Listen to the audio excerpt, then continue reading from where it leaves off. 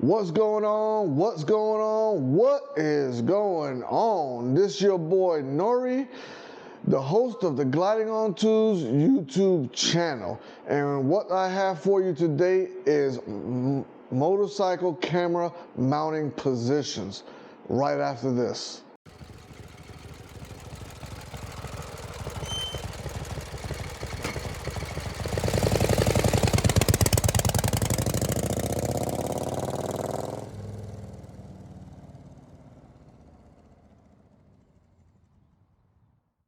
All right, welcome back to the Gliding on Tools YouTube channel. And today what we're going to discuss is camera mounting positions on your motorcycle. I've gotten a few inquiries from different people that I know on YouTube and different subscribers wanting to know where I mount my cameras and how I get those angles. So that's what we're going to discuss today. First of all, let me let you know what cameras I have, okay? So I run 2 to 3 cameras, all right? I have an Insta360 1R and an Insta360 1X2, and then of course the OG, the GoPro Hero 3, all right? So my 1X2, I usually have bar mounted facing me. Of course, that's a 360 as well, so I can get a full picture all around. And then my 1R, I usually have it mounted on the invisible selfie stick on the crash bar, so I can get those side angles that everyone looks at, and it looks like a drone is following you or your buddy is recording that video on a different motorcycle altogether. All right, I'm going to show you right now. I'm going to go over to the bike, and then I'm going to show you those mounting points. Okay, my first mounting point is my Insta360 1R camera. Okay, as you can see, I have it mounted onto the crash bar with a Rick-Rack bar clamp mount on its selfie stick, extended no more than 2 joints high. All right, 2 pole lengths high, and I got the camera right there. All right. And of course, that's a 360, so it shoots all around. It gives me that side profile of the motorcycle while I'm riding. And of course, I can flip-flap that to the other side and get the other side as well. All right, but that's at a 45-degree angle from the motorcycle. All right, my second mounting point is right here on the saddlebag, so I can get those low-angle shots. Let me try to get that in good for you. And this is on a GoPro suction cup mount with the Ulanzi quick release magnetic mount on there. And I attach my camera on there and I get those low angle shots, if you all can see that very well. All right, and my third mounting point, let me move on over here, is right here, like I said earlier.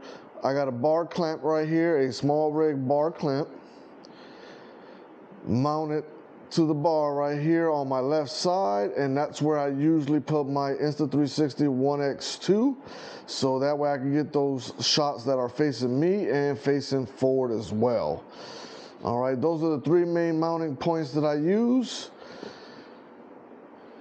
and there you have it as far as mounting points. I'm going to talk a little bit about audio here in 1 second. All right, now as far as audio while riding, when you want to do those motovlogs or you just want to get some good audio going while you're going down the road, what I use is I use a Purple Panda lavalier mic, and I also have the Rode Wireless Go.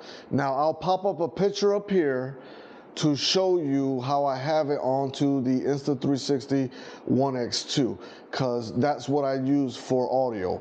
I plug in the Rode Wireless Go to the side of it, and then on the mic portion, I have the Rode Wireless Go mic, and then sometimes I use it just solo by itself, and then sometimes I plug in the Purple Panda. You get that good audio. Sometimes you do get some crackling depending on the speed, the type of windshield you have, or what have you, and you just might have to play around with those gains and those volume settings in your editing software to get that audio just right.